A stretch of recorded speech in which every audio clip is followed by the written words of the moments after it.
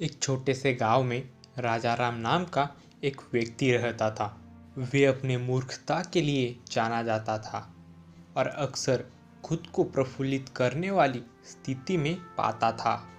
राजा राम का विवाह राधा नाम की एक चतुर महिला से हुआ। एक दिन राधा ने राजा राम को बाजार में जाकर सामान खरीदने के लिए कहा। जी कृपया आप बाजार जाकर इस सूची में दिए चीजें लेकर आइए और याद रखना कुछ भी मत भूलना। राजा राम ने सिर हिलाया और बाजार के लिए निकल पड़ा। जैसे ही वे व्यस्त सड़कों से गुजरा, उसने देखा कि बंदरों का एक समूह शरारत कर रहा है। उसकी आंखों में एक विचार चमक उठा और उसने थोड़ी मस्ती करने का फैसला किया। अरे बंदरों, क्या तुम एक खेल खेलना चाहते हो?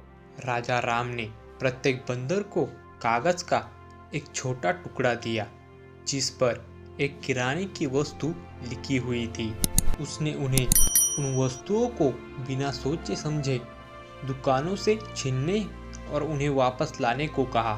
बंदर खुशी से राजी हो गए। वे खेल का हिस्सा बनने के लिए उत्साहित थे। जैसे ही बंदर अपनी खोज पर निकल पड़े, राजा राम एक सुरक्षित दूरी पर प्रतीक्षा कर रहा था और हंस रहा था। इस बीच राधा घर में अधीर हो रही थी, सोच रही थी कि राजा राम को इतना समय क्यों लग रहा है। अंत में राजा राम खाली हाथ, चेहरे पर शरारत मुस्कान के साथ घर लौटे। राधा को अपनी आंखों पर विश्वास नहीं हुआ। जी किराने का सामान कहाँ है? मैंने आपको सूची दी थी ना सामान लाने के लिए। राजा राम ठहका मारकर हंस पड़े और अपने द्वारा खेले गए बंदर के खेल के बारे में बताया। राधा शुरू में गुस्से में थी, लेकिन स्थिति की बेरुखी पर हंसे बिना नहीं रह सकी।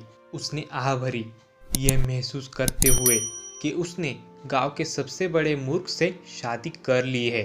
दिन बीतते गए और राजा राम की मूर्खता अंतहीन मनोरंजन देती रही।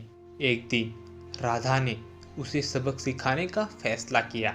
राजा राम जी, हमारे पड़ोसी शर्मा जी अभी अभी एक नई गाय लाए हैं। मैं चाहती हूँ आप जाकर उनसे पूछे कि गाय कितना दूध देती है। राजा राम ने सिर हिलाया और शर्मा जी की घर पर निकल पड़ा। वे मिस्टर शर्मा के घर पर गया और उनसे पूछा, अरे शर्मा जी, आपकी गाय कितना दूध देती है? श्री शर्मा ने राजा राम के प्रश्न से चकित होकर उत्तर दिया, वो प्रतिदिन लगभग 20 लीटर दूध दे देती है। राजा राम घर लौटा। राधा, श्री शर्मा जी की गाय प्रतिदिन लगभग 20 लीटर दूध दे देती है।